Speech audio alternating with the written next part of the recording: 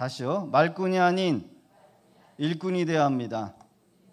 철로역정 24번째 우리 함께 은혜 받기를 원합니다. 작은 언덕에 이르렀다. 크리스천이 언덕 위로 올라가서 앞을 내려다보니 믿음이 자기보다 앞서 길을 가고 있는 것이 보였다. 크리스천은 온 힘을 다해 달려가 믿음을 따라잡았다. 그뿐만 아니라 오히려 그를 앞서가게 되었다. 나중에 온 자가 먼저 간 자를 앞서게 된 것이었다. 동료를 앞질렀다는 강한 자만에 빠져 크리스천은 웃음을 지어 보였다. 그 바람에 앞을 제대로 보지 못해 크리스천은 갑자기 휘청거리며 넘어지고 말았다. 믿음이 와서 도와줄 때까지 그는 일어날 수가 없었다.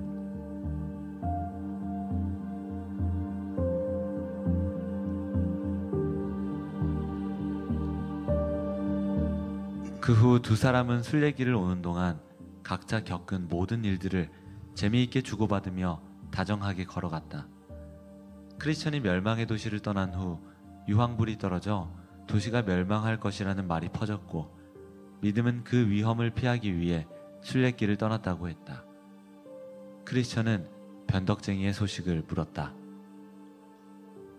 변덕쟁이는 가다가 돌아왔기 때문에 마을 사람들 누구에게나 비웃음을 샀지요. 오히려 마을을 떠나기 전보다 더 비참한 처지에 놓여 있습니다. 사람들은 그를 변절자라고 손가락질하기 때문입니다. 믿음은 좁은 문을 지난 뒤 음란이라는 여자를 만나 공경에 처했던 이야기를 해주었다. 그 여자는 온갖 만족을 주겠다며 자기와 함께 넓은 길로 가서 즐기며 살자고 온갖 달콤한 말로 깨었다고 했다. 그 여자의 요구를 들어준 건 아니겠죠? 물론 아닙니다. 그때 마침 음녀의 발걸음은 음부로 내려간다는 성경 구절을 묵상하며 음녀의 유혹에 홀리지 않으려고 눈을 감아버렸답니다. 그러자 그 여자는 급기야 화를 내며 마군에게 욕을 퍼붓더니 떠나갔지요. 그 뒤로 오는 길에 또 다른 시험은 없었나요? 곤고산 중턱에서 노인 한 사람을 만났지요. 그 노인은 저에게 삭스를 줄 테니 자기와 함께 살자고 했어요. 그래서 어디 사는 누구냐고 묻자 자기 이름은 첫사람 아담이며 속임이란 이름의 도시에 산다고 했습니다. 나에게 줄 일이란 그저 많은 쾌락거리를 즐기는 것이며 내가 받을 품삯은 노인의 상속자가 되는 것이라고 했어요. 그 노인은 자녀가 딸만 셋인데 각각 육신의 정욕, 안목의 정욕, 이생의 자랑이라고 했습니다. 원한다면 자기 딸과 결혼시켜준다고 하면서 자기가 죽을 때까지 평생 같이 살아야 한다고 했어요. 그 사람의 말이 솔깃해져서 따라갈까 생각했습니다. 그런데 그 사람 이마에 사람을 그 행실과 함께 벗어버려라 고 쓰여진 글을 보게 되었어요.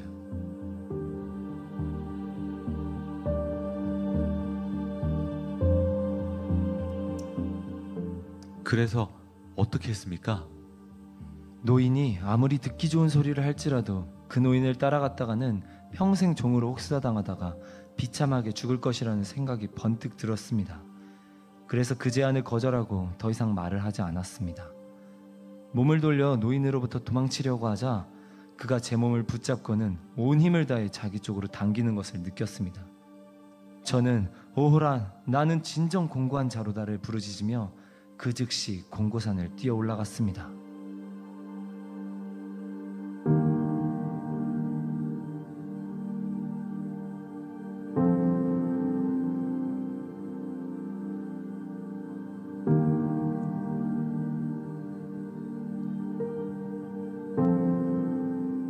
믿음이 곤고산 중턱까지 뛰어왔을 때 한 남자가 자신을 급히 뒤쫓아왔다고 했다. 그 남자는 저에게 다짜고짜 주먹을 휘둘렀습니다. 잠시 기절했다가 깨어난 저는 그에게 왜 저를 쳤느냐고 물었습니다. 그러자 그는 제가 죄를 지었다면서 좀 전에 만났던 첫사람 아담의 유혹에 따라갈 마음을 갖지 않았느냐고 호통을 쳤습니다. 그리고는 다시 내 가슴에 일격을 가했습니다. 나는 울면서 그에게 용서해달라고 자비를 구했습니다. 그는 자기는 자비를 베풀 줄 모른다면서 다시 나를 땅에 내다 박았습니다. 그때 누군가 나타나 그 남자를 만류했습니다. 그를 만류한 분의 손과 옆구리에 난 구멍과 핏자국을 보고 나서야 저는 그분이 주님인 걸 알게 되었지요. 그래서 계속 산 위로 올라갈 수 있었습니다. 크리스천은 믿음을 따라와 때린 자는 모세라고 설명해 주었다. 그는 율법을 어긴 자는 절대 용서하지 않으며 결코 자비를 베풀 줄 모른다고 하였다. 이어서 믿음은 자신이 겸손의 골짜기에서 불만을 만났던 이야기를 했다. 불만은 믿음에게 자기와 함께 돌아가자고 하며 교만, 오만, 자기기만, 세상 영광이라는 친구들의 의리를 배신하는 행위를 그만하라고 했다. 믿음은 자신이 새 사람이 되기 위해 순례길에 오른 이상 더 이상 그들과 옛 관계는 끊어졌으며 더 이상 상관없는 이들이라고 말했다고 하였다. 겸손의 골짜기에서 또 다른 사람은 안 만났습니까? 수치라는 사람을 만났어요. 그는 아예 종교 자체를 부정했어요. 못난 놈이나 종교를 갖는 거지 사내답지 않게 무슨 하나님을 의지하냐면서 떠들어댔지요. 그는 양심에 민감한 것이나 방종한 자유를 삼가려고 말과 행동을 조심하다 보면 비웃음거리가 될 거라고 하더군요. 수치는 권세 있고 돈 많고 똑똑한 사람들이라면 나와 같이 하나님 믿을 생각은 하지 않을 것이며 모든 것을 잃고 모험을 하는 바보가 되지는 않을 것이라고 큰 소리 쳤습니다. 게다가 세상의 순례자들은 다 낮고 천한 신분과 지위를 갖고 살며 모든 자연과학을 잘 모를 뿐더러 이해하지 못한다고 비난했습니다. 그래서 뭐라고 하셨습니까? 처음엔 우라가 치밀어 올라 제 얼굴이 붉어졌어요. 그러나 곧 그가 말하는 모든 것이 인본주의적인 생각임을 알았습니다. 그는 성경 말씀은 전혀 모르는 자였으니까요. 사람들에게 높임을 받는 것은 하나님 앞에 미움을 받는다는 성경 말씀이 생각났어요. 세상 것에 중심을 두고 있는 그의 눈엔 우리가 비천하고 우둔하게 보일지 모르나 영의 눈으로 봤을 때는 우리가 지혜로운 자들이요 더 부유한 자들임을 깨닫게 되었습니다. 그래서 수치야 물러가라. 나를 다스리는 하나님을 거역하고 너를 받아들인다면 어떻게 주님 오시는 날 내가 그분을 바로 쳐다볼 수 있겠느냐? 내가 주님의 길을 따르고 주의 종이 되기를 부끄러워한다면 어떻게 그분의 축복을 바랄 수 있겠느냐? 외쳤습니다.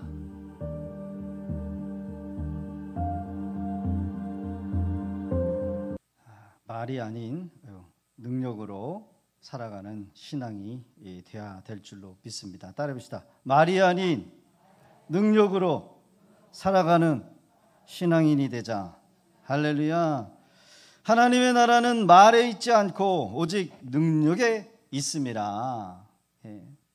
옛날 서당에서는 아이들이 바르게 자라면 일꾼이 된다. 그러나 교육을 받더라도 그 교육대로 자라지 못하면 말꾼만 된다. 이런 말을 했다고 합니다. 이것은 이 교육의 현장에서만 국한 것이 아니라 오늘날 교회 안에서도 동일하게 적용이 될 수 있는 말이랍니다. 신앙생활 오래 했다고 해서 다 일꾼이 되지 않아요. 말은 많은데 삶에 열매가 없는 이들이 있습니다. 반면 말은 적은데 묵묵히 교회를 위해서 헌신을 다하는 이들이 있어요. 바울 사도는 말꾼이 아닌 진정한 일꾼을 고린도 교회에 누구를 보내냐? 바로 디모데를 보내면서 분명하게 가르치고 있다라는 겁니다. 하나님의 나라는 말에 있지 않고 오직 능력에 있느니라. 금기라고 하는 책이 있는데 그 책의 저자가 김청수 목사님이십니다. 30년을 목회를 했는데 개척교회를 하셨대요. 그래서 책 2권을 쓰셨는데 오늘날 목회라는 목사들에게 너무나도 정말 자문과 같은 그런 책이 아닐까. 거기서 말꾼에 대한 사람을 경계하라라고 하는 것을 공감이 되어서 가져왔습니다.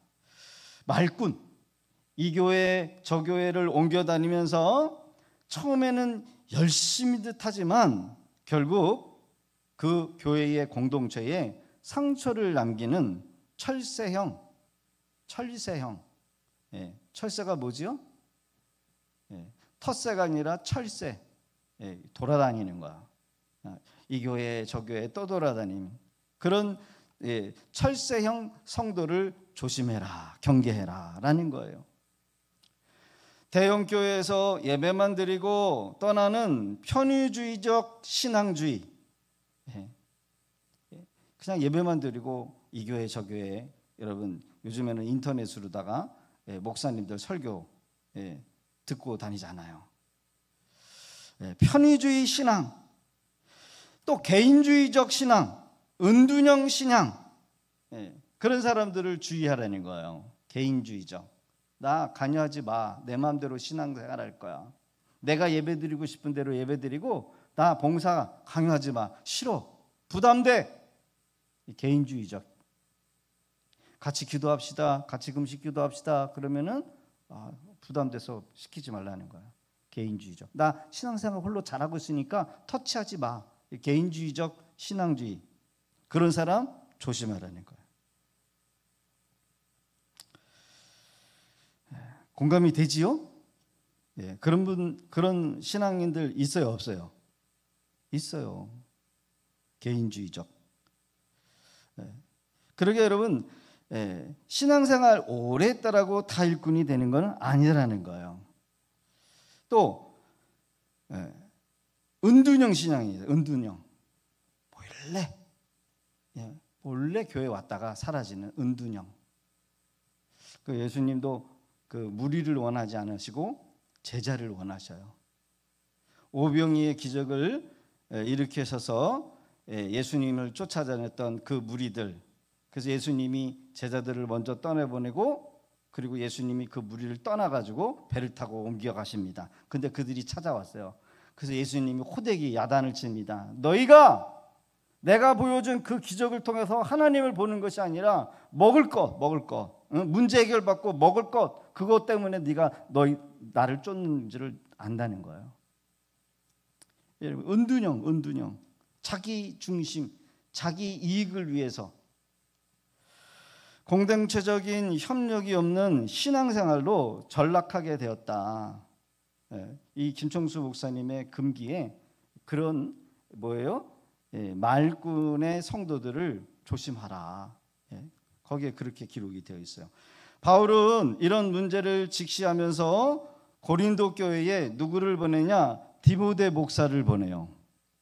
디모데는 바울이 낳은 아들인데 뭐라고 얘기냐면 신실한 아들이다. 신실한 아들이다. 단순히 말만 전하는 그런 설교자가 아니라 바울의 행함, 가르침을 본받아서 일하는 진짜 말과 삶이 일치되는 일꾼, 그 사람이 누구다? 디모데. 그 디모데를 문제가 많은 고린도 교회에 보낸 거예요. 여러분, 우리는 일을 하면서 말꾼으로 남으면 안 돼요. 일을 하면서 말만 하는 사람으로 남아서는 안 된다는 거예요. 말꾼들의 특징이 이 고린도 교회에서도 나타나는데 그 특징이 뭐냐? 일은 하지 않으면서 당을 짓는다는 거야. 돌아다니면서 사람들의 무리를 형성한다는 거야. 이파, 저파, 바울파, 무슨 파. 그래서 당을 지어서 교회를 자꾸 시끄럽게 만들고 어렵게 만들고 하나 되지 못하도록 만들어요. 말만 하면서 아무것도 헌신하지 않으면서 열매도 없고 거기다가 바울의 사도권까지 흔들어 버려요. 야, 바울이 언제 사도냐? 그가 예수님의 10주 제자에 언제 들어갔다고 그래? 이상해. 바울은 원래 출신이 뭐예요? 바리새인 중에 바리새인이었어요. 그리고 예수 믿는 사람들을 핍박하러 찾아다녔던 정말 무시무시한 사람, 스데반 집사가 바울에 의해서 죽었거든요. 그래서 이 바울의 사도권에 대해서 의심하도록 만들고 문제화를 만든 사람들이 누구냐? 바로 고린도 교회에 당을 짓고 있는 말꾼들이었다는 겁니다. 그러니까 여러분, 이 말꾼들의 특징은 뭐냐? 공동체의 사랑을 깨버려요. 삶의 능력은 하나도 없으면서 문제만 일으켜요. 문제만. 예. 이들의 특징이 뭐냐? 협조를 안 해. 예. 협조도 안 하면서 일하는 척하면서 그 소속된 곳에 가가지고 불만만 얘기해. 불만. 이래서 불만, 저래서 불만. 이게 뭐 만족 안 되고 저게 만족이 안 되고 다 싫고, 응? 그러면서 일을 하지도 못하도록 만드는 거. 여러분, 교회 안에서 도와주는 척하면서 불평, 불만, 자기 뜻대로 되지 않으면 협조하지 않는 자들이 있다라고 한다면 그들은 누구냐? 말꾼이다라는 거야. 여러분은 말꾼을 여러분 경계해야 되고 분별할 줄을 알아야 한다는 겁니다. 오늘 이 신실한 자와 이 수다장이가 이 철로역정에 등장을 하게 된다는 거죠. 수다장이 맨 끝에서 보면은 수치라고 하는 사람을 말해요. 수치. 예. 이 수치는 남을 의식하는 거죠. 남을 되게 의식을 하고 허세, 있는 척하는 거, 인본주의적인. 철로역정의 주인공 크리스찬이 만난 이 신실한 사람, 그 다음에 믿음이라고 하는 이 인물은 말과 행동이 일치된 인물이었다는 거예요. 이들은 고난과 유혹 속에서도 믿음을 지켰어요. 크리스찬에게 선한 영향력을 미치는 사람이 누구냐? 바로 믿음씨, 신실씨였어요. 반면 수다장이, 수치라고 하는 이 인물은 말은 많아. 그러니까 어떤 사람은 기도도 하는데 기도의 열매가 하나도 없어. 삶의 열매도 없어. 성령 충만한데 전도를 안 해. 여러분, 이거는 위험한 거예요. 분별을 잘해야 돼요. 진지한 회개가 있었던 적이 없어요. 여러분, 우리가 기도를 하면서 우리의 삶이 바뀌어질까요? 안 바뀌어질까요? 바뀌어져야 돼요. 예. 이런 사람의 특징은 말만 그럴싸하게 하고 열매가 없는 사람이라는 거죠. 예수님도 그들에 대해서 말을 했어요. 같이 한번 읽어볼까요? 마태복음 23장 13절 시작. 그들이 말하는 바 행하고 지키되 그들이 하는 행위는 본받지 마라. 위선이 위선. 예. 자기는 가르치기는 하는데 안 해, 안 믿어. 위선자들, 바리새인들, 종교 지도자들, 사람들 보는 앞에서는 하는 척하고 경건한 척을 하지만 실제적으로는 능력이 없어. 신앙의 진정성은 말이 아니라 삶으로 증명이 돼야 돼요. 예. 아멘이십니까? 예. 그래서 특히 믿음이라고 하는 인물이 겪은 그 간증을 지금 함께 동행하고 있는 이 크리스찬에게는 얼마나 큰 힘과 위로가 그리고 교훈이 되는지를 모릅니다. 여러분, 신앙의 길은 좁은 길을 걷는 거예요. 좁은 길을 가기 위해서 힘쓰고 믿음을 따라 살기 위해서 온갖 유혹에 저항하면서 거룩한 싸움을 했던 이 믿음 씨의 행동, 그리고 크리스찬과 믿음 씨의 동행은 우리에게도 많은 유익을 가져다 주고 있다는 겁니다. 여러분, 믿음 씨가 처음에 누구를 만났대요? 음탕한 여자를 만났어요. 유혹을 받아요. 그렇죠? 음녀. 나하고 가서 넓은 길로 가가지고 행복하게 살자. 그리고 첫사람 아담의 제안을 받아요. 첫사람 아담이 뭐라 그래요? 나한테는 세 딸이 있는데 육신의 정욕, 안목의 정욕, 이생의 자랑이라는 거야. 그 얘기를 들으니까 혹해, 그렇죠? 혹해가지고 너무나 좋아. 이생의 자랑, 육신의 정욕, 안목의 정욕. 우리가 여러분 신앙 생활하면서 여러분 세상 같이 더불어 사니까 여러분 이생의 자랑이, 그렇죠? 육신의 정욕, 안목의 정욕. 누가 좋은 차 샀다, 누가 더 넓은 집 이사했다더라, 누가 승진했다더라. 여러분 부럽잖아요, 그렇죠? 이번에 우리 아들이 대학교 갔다더라, 좋은 대기업에 취직을 했더라. 자랑하고 싶은 거야. 자랑하고 싶은 거예요. 우리 아들도 잘 되기를 바라는 거예요. 그러면서 신앙을 자랑하는 것이 아니라, 믿음 좋은 거를 자랑하는 게 아니라, 믿음 쓰는 것을 자랑하는 것이 아니라 세상적인 것을 자랑해.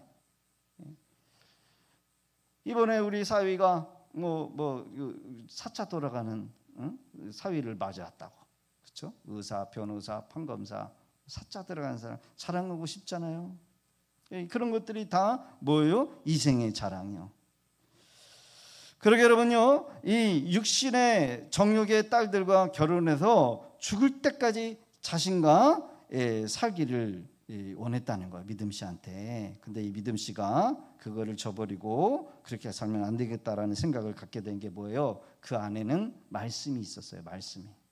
음녀를 만났을 때도 말씀이 있었고, 이 첫사람 아담을 만났을 때도 말씀이 들려줬고, 그리고 이 아담이라고 하는 사람을 떠나가지고 공고라고 하는 산으로 올라갈 때 거기서 누구를 만나요? 모세를 만나는 거예요. 율법.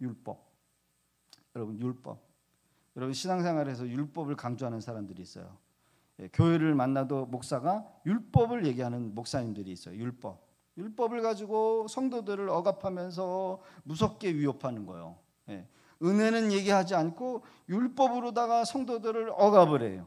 무서워요. 이 율법은 자비가 없어, 자비가. 그렇죠? 성도들 중에서도 여러분 만약에 어떤 실수를 보인다라고 한다면 절대 자비하지 않아. 어떻게 믿는 사람이 저런 짓거리를 해? 어떻게 믿는 사람이 저런 말을 해? 어떻게 믿는 사람들이 저렇게 하면서 아주 그냥 그 율법으로 다 쫙버려요. 율법은 자비가 없어요. 오늘 이 율법이라고 하는 이 공고의 산에서 여러분, 이 모세가 마치 이 판검사가 되듯이 죄인을 법정에다가 세워놓고 네가 옛날에 이렇게 죄의 유혹을 받아서 빠져있지 않느냐 그러면서 막 후드러 때리는 거야. 후드러 때려. 그래서 여러분, 검사는 절대로 우리를 변호하지 않아요. 율법은 우리를 자비를 가지고 여러분 우리를 세우는 것이 아니라 우리를 뭐예요? 죄를 드러내게 만들어서 그 죄값을 치르게 만드는 무시무시한 검사와 같다는 거예요. 그때 우리 예수님이 나타나서 이 믿음이라고 하는 사람을 품에 안고, 그리고 이 율법이라고 하는 모세를 어떻게 합니까? 물리치는 것을 보게 됩니다. 할렐루야. 공고의 산에서 잠시 마음에 세상의 유혹에 빠져가지고 미끄러질 뻔했던 이 믿음씨. 그러나 그 율법에게, 그 모세에게 자비를 구하지만 절대로 그 율법과 모세는 자비를 베풀어 주지 않고 더 무지막지하게 우리를 몰아간다는 거예요. 결국은 우리를 위하여 십자가 위에서 죄값을 치르신 우리 주님만이 우리의 모든 죄를 자신의 피값으로 치루어 주셨다라는 거예요. 할렐루야. 그래서 예수님이 이 땅에 오신 거예요. 예수님의 사람의 모습으로 이 땅에 오신 이유는 나의 죄를 짊어지시고 대신 십자가에서 그 죄값을 치르신 줄로 믿습니다. 할렐루야. 그래서 저와 여러분들은 자유를 얻은 줄로 믿어요. 또 넘어지고 또 실패하고 또 마음에 교만이 오고 게으르고 나태하고 죄로 인해서 우리의 죄책이 눌려질 때는 우리는 누구에게 가느냐? 한없이 베풀어 주신 이 은혜의 우리 주님께로 가는 것 외에는 없어요. 구약에 보면은 여러분요, 이스라엘 백성들이 약속의 땅에 들어가서 그리고 레위 지파는 땅이 없어, 기업이. 그러니까 각 그 부족들에게 흩어져 가지고 그 안에 들어가서 제사장의 역할을 하면서 살아야 돼요. 근데 하나님께서 이 가나안 땅에 뭘 만들었냐면 도피성을 만들어 놓은 거예요. 도피성. 부지 중에 실수해서 사람을 죽인 사람은 여러분 복수로 인해서 억울하게 재판도 받지 못하고 죽을까 봐 도피성을 만들어 놓은 거예요. 그래서 실수로 사람을 죽이고 모함해서 사람을 죽였다라고 하는 모함을 쓰면 이 죄인은 살기 위해서 그 원수 갚는 이 복수심에 자기의 생명이 죽을 것을 알고 도피성으로 피해만 했다는 거예요. 도피성. 그래서 도피성에 들어간 사람은 살 수 있어요. 도피성에 들어간 사람은 살아요. 그래서 이 지파의 12지파의 그 지역에 여러분요 도피성을 세워 놓은 거예요. 각각 처소에. 그래서 그 도피성에 들어가는 사람은 사는데 언제 그 도피성에 나올 수 있느냐? 제사장이 대제사장이 죽으면 나올 수 있다는 거예요. 그러면은 죽으면은 그 사람의 죄가 사면이 돼서 다시 자기가 살던 고향 땅으로 돌아갈 수 있다는 거예요. 이거는 뭘 얘기합니까? 그 대제사장이 그 사람의 죄를 지고 죽어야 된다는 거예요. 죽기까지는 돌아올 수가 없어. 죄를 지고 형무소에 가거나 어느 지역에 이탈해 있으면은 여러분 사랑하는 사람 못 만나고 가족도 못 만나고 거기서 대제사장이 죽기까지는 여러분 거기서는 살아나서 나올 수가 없어요. 그런 이 제약을 받는 겁니다. 믿음 씨는 공고의 산을 다시 진행할 때 거기서 누구를 만나냐면 불만이라고 하는 사람을 만납니다. 불만은 이 믿음 씨에게 자신과 함께 다시 세상으로 돌아가자 이렇게 유혹을 해요. 여러분 우리가 신앙생활을 할 때 우리의 생각대로 되지 않고 우리의 계획대로 되지 않는다고 해서 하나님을 향하여 원망하고 반대로 은혜의 자리에서 멀어지고 역행해서 여러분 신앙의 내리막을 여러분 치고 싶을 때가 있지 않습니까? 망하는 거예요. 여러분 교회에서 시험 들고 주의 종이나 성도들과의 관계 속에서 시험이 들 때 꼭 이런 상황 가운데 누가 나타나냐면 바로 불만씨라고 하는 사람을 여러분 만날 수 있다는 거야. 불만씨. 교회 안에는 불만씨가 있어요. 언제 나타나느냐? 평상시엔 모르다가 내가 시험 들 만할 때 이 불만씨가 항상 옆에 와가지고 이야기를 하는 거예요. 주변에는 어슬렁어슬렁 거리다가 마치 사냥감이 여러분 사냥꾼이 아니 사냥 그 짐승이 먹이를 기다렸듯이 달려들어 가지고 그 시험 들 만한 사람에게 불만을 쏟아내는 거야. 여러분 이것이 바로 이 철로역정에서 말하는 불만씨요. 불만씨는 시험을 들 때 온갖 달콤한 말로 내가 듣고 싶어하는 그 육신적인 말을 해주는 거예요. 야, 너 이래서 이렇게 시험 들었지? 너 불만이 많지? 여러분 신천지들이 잘 사용하는 그런 거잖아요. 그렇죠? 그 사람의 마음을 흔들고 결국은 믿음이 흔들리고 신앙이 흔들려서 하나님을 대적하도록 만들어요. 교회 공동체와 성도와 목회자를 대적하도록 만들어요. 이게 뭐예요? 불만씨요. 이 불만씨가 여러분 뭘 또 제안을 합니까? 이렇게 제안을 하죠. 이 불만씨의 친구들이 있어. 이 불만씨의 친구들이 오늘 철로역정에서 보면 교만, 오만, 자기 기만, 세상 영광. 여기서 너희가 안 돌아가면 믿음 씨가 나하고 함께 안 돌아가면 네가 예전에 친구했던 그 오만, 교만, 자기 기만, 세상 영광을 배신하는 길이야. 그러니까 나와 함께 돌아가자. 이렇게 교만 씨가 뭐예요? 믿음 씨를 뭐예요? 흔들어요. 여러분 교만이 무엇입니까? 하나님이 주인이 아니라 여러분 내가 주인이 되는 거야.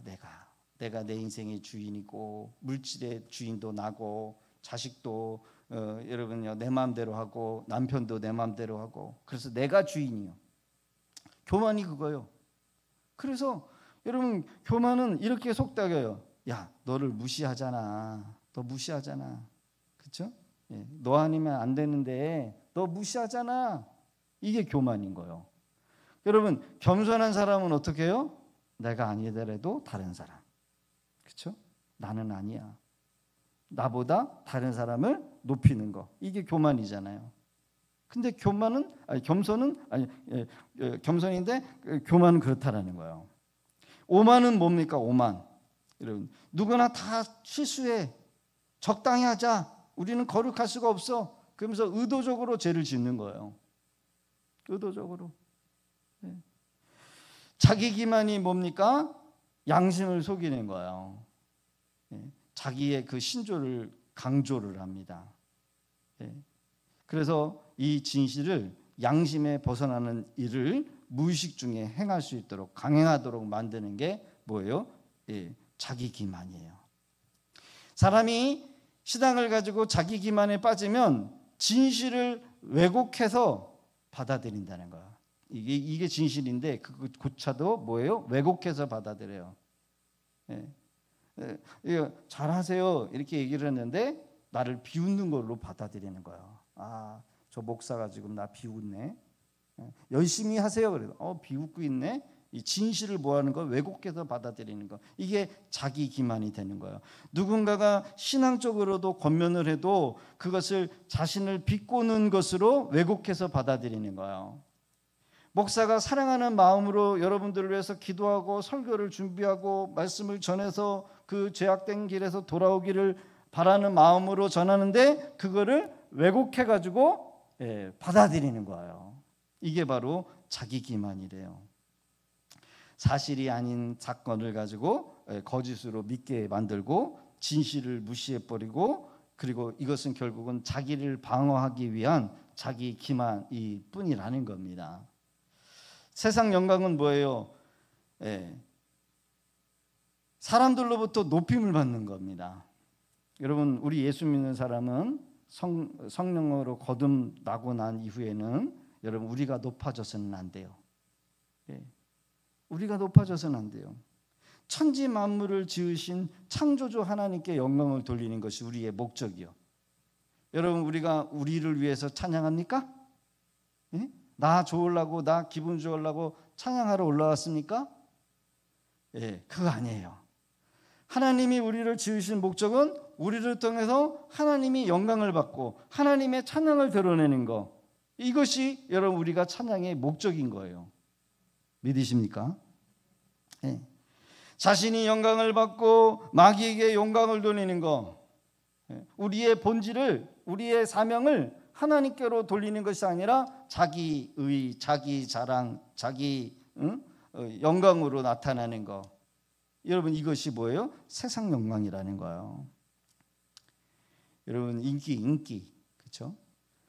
마귀는 예수님을 성전 꼭대기에 데려가서 사람들 보는 앞에서 떨어져라. 그러면 천사가 와서 너를 받쳐줄 것이다. 박수 쳐줄 거다. 너를 높여줄 것이다. 이게 마귀가 하는 방법이요. 그렇죠? 그러나 여러분요, 우리 예수 믿는 사람은 절대로 우리에게 영광을 돌려서도 안 되고 하나님의 영광을 우리로 여러분 취해서도 안 돼요. 세상의 영광은 내가 높아지는 것, 내 이름이 알려지는 것, 내가 인정받는 것. 그러나 신앙은 하나님을 높이고 하나님을 의지하는 거래요.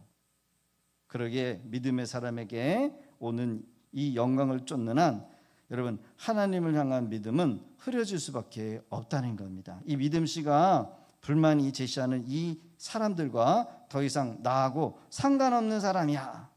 관계를 끌어버리는 거야. 관계를. 나는 그들과 더 이상 교제할 이유가 없어. 그리고 자신의 길을 걷고자 걸어가는 결단이 있었다는 겁니다. 여러분, 우리는 하나님의 말씀으로 붙들려야 돼요. 우리는 내가 누구를 만나고 누구의 영향을 받고 있는지를 봐야 돼요. 믿음씨의 특징을 여러분 우리는 닮아가야 돼요. 내가 누구를 만나는가, 누구의 영향을 받고 있는지. 그러게 여러분요, 우리는 오늘 이 철로역정의 이 믿음씨와 수다장이를 통해서 여러분 공동체를 세우는 능력 있는 신앙을 가져야 될 줄로 믿습니다. 바울사도는 오늘 고린도 교회의 말씀을 통해서 디모데에게 이렇게 말합니다. 말과 행실과 사랑과 믿음과 정절에 있어 믿는 자에게 뭐가 되라? 뭐가 되라? 본이 되라. 믿는 자에게 본이 되라는 거예요. KS, 그렇죠? 규격. KS도 안 맞으면은 불량품으로 취급해 버려요. 그렇죠? 본이 되라는 거예요. 믿는 자에게 본이 되라. 본이 되는 삶이야말로 진정한 신앙의 권위를 만들어내는 거예요. 권위. 여러분, 직분이 권위를 나타내는 것도 있죠. 회사에서는 사장님의 말 한마디가 직원이 올라가기도 하고 집에 집 사가지고 가 이렇게 되기도 해요. 그러나 여러분 교회 안에서는 직분이 권위가 아니에요. 삶의 권위를 내세우는 자리가 돼야 돼요. 삶의 권위. 말꾼들은 당을 짓고 공동체를 분열시키고 여러분 삶의 능력이 없어요. 반면 신실한 자의 말에는 책임이 있어요. 선한 영향력을 반드시 나타내요. 여러분, 우리가 뭘 해야 될까를 점검해야 합니다. 나 자신을 점검해야 돼요. 나는 말꾼인가 일꾼인가? 믿음의 본이 돼야 돼요. 가정에서 아버지로서, 어머니로서, 또 교회에서는 직분자로서 여러분 자녀들에게 여러분 거기에 따르는 뭐가 돼요? 믿음의 본이 돼줘야 돼요. 교회에서 말과 행실이 일치하는 삶이 돼야 돼요. 저 마성에서 오시는 성도님이 한 분 계시는데 참 순수해요. 어제도 가서 그냥 이렇게 밥을 먹은 적이 있는데 가니까 너무 좋아하는 거야. 목사님, 사모님 오셨네요. 우리 성도님들도 좀 제가 이렇게 갔으면은 목사님, 사모님 오셨네요. 이렇게 반겨주셨으면 좋겠어요. 아멘이십니까? 또 왔어. 왜 왔어? 근데 그분 거기 가니까는 반겨주시더라고요. 그리고 이렇게 계산을 하라니까 계산하지 말래. 그것도 부담되긴 한데. 근데 장사가 너무 잘 돼. 물론 우리 할머니 레시피도 장사가 너무 잘 되잖아요. 너무 잘 돼서 거기도 부담돼서 못 가겠어. 근데 거기 갔어요. 그래서 갔는데 거기서 하는 말이 그거예요. 자기가 교회 다니고 나서 바뀌었다는 거예요. 그래서 남편이 제일 좋아한대. 남편이 제일 좋아하고 어머니가 일평생 그 다른 보니까 오빠도 목사가 있고 장로님도 있고 뭐 권사님도 계시더라고요. 근데 이 딸이 평생을 교회를 안 다닌 거예요. 그래서 엄마의 소원이 뭐냐면 이 딸이 교회에 나가는 거. 그게 그 교회가 바로 우리 교회 믿음의 교회였어요. 근데 하는 말이 저를 앉혀놓고 우리 사모님을 앉혀놓고 자기가 교회를 가서 바뀐 게 있는데 마음의 평안은 없고 그리고 다른 사람들이 자기가 바뀐 거를 다 안 되는 거야. 바뀌었다는 거예요. 여러분 예수 믿으면서 바뀌는 게 사람들이 다 알아야 돼요. 아멘이십니까? 그래서 교회 오는 게 행복하고 자기가 교회 가면 남편이 그렇게 좋아한대요. 바가지 긁고 욕하고 옛날에는 싸우고 어떻게 싸웠냐면은 그걸 하면 안 될 것 같은데 그냥 일하다가 도망가 버린대요. 그런데 안 그런데요. 여러분요 예수를 믿고 우리 교회 믿음의 교회에 와서 자기가 바뀌었다는 거예요. 그래서 그 어머니의 그 마지막 소원이 이루어지고 매달 한 번씩 2시간 반 되는 그 거리를 어머니를 만나기 위해서 주일마다 가신다는 거예요. 그날은 꼭 안 오셔. 일부 예배를 드리시는데 여러분 우리는 바뀌어야 돼요. 내가 바뀐 것이 여러분 세상 사람들이 바뀌어졌다. 저 사람 진짜 예수 믿고 바뀌어졌네. 여러분 이렇게 드러나야 돼요. 개인주의적인 신앙에서 벗어나서 함께 예배하고 함께 섬기고 함께 성장할 줄 알아야 돼요. 할렐루야. 그리고 우리의 열매를 확인해야 합니다. 내가 하는 말에 열매가 있는가? 내 기도에 열매가 맺히고 있는가? 내가 교회에서 내가 어떤 직장에서 어떤 공동체에 소속된 곳에 내가 봉사하면 그 속에 여러분 바뀌어지는 열매가 있는가? 좋은 열매가 나타나는가? 내 사랑에 열매가 있는가? 여러분 우리는 점검해야 할 줄로 믿습니다. 할렐루야. 능력 있는 일꾼으로 우리는 살아가야 될 줄로 믿습니다. 고린도전서 4장 20절은 단순한 경고가 아니라 신앙의 본질을 다시금 돌아보게 한다는 거예요. 여러분 말은 누구나 할 수 있어요. 그러나 하나님 나라를 증명하는 것은 말이 아니라 뭐라고요? 삶. 능력 있는 삶. 능력 있는 삶. 우리가 그 사람이 들어갔을 때 그 공동체에 끼치는 선한 영향력, 이것이 여러분요 능력으로 나타나야 돼요. 할렐루야. 사랑하는 성도 여러분, 우리는 어떤 사람입니까? 말꾼입니까? 일꾼입니까? 혹시라도 오늘 말씀을 듣고 나는 말꾼인가 봐 절망하지 마시고 우리가 일꾼 되는 삶을 살 수 있도록 기도해야 될 줄로 믿습니다. 하나님의 나라는 말에 있지 아니하고 오직 능력에 있다. 이 능력은 단순히 세상적인 재능이나 힘을 의지하는 것이 아니라 하나님의 말씀에 뭐 하는 것이다? 순종할 때 나오는 거예요. 순종할 때. 여러분 기도는요. 여러분요. 기도의 최고의 여러분 하이라이트 정점이 뭐냐? 내 뜻을 꺾고 하나님의 말씀이라고 하면 순종하겠습니다. 이게 진짜 기도하는 사람이에요.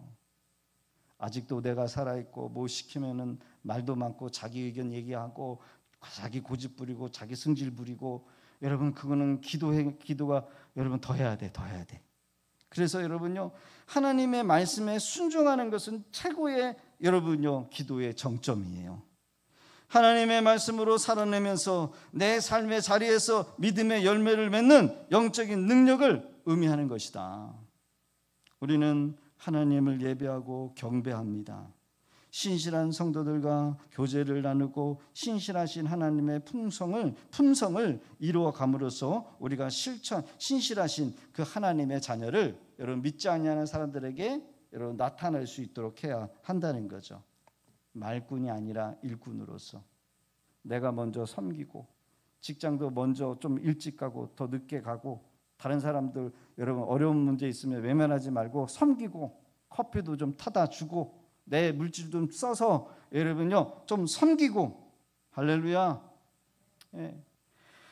우리의 말과 행실이 일치하고 우리의 삶이 하나님의 영광을 드러내는 능력이 있는 그런 우리 믿음의 권속들 다 되실 수 있기를 주의 이름으로 축복합니다.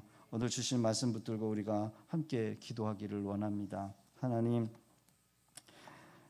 크리스찬이 믿음씨를 만나고 많은 이야기를 들으면서 또 도전을 받고 또 말꾼이 아닌 일꾼으로서 하나님 그런 동역자들을 만나게 하시고 나도 그런 믿음씨와 같은 신실한 그런 일꾼이 되어지기를 원합니다.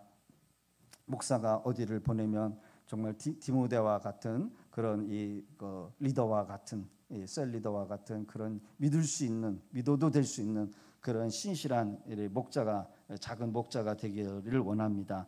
우리 주여 한번 외치시고 우리 함께 주신 말씀 생각하면서 함께 기도하겠습니다.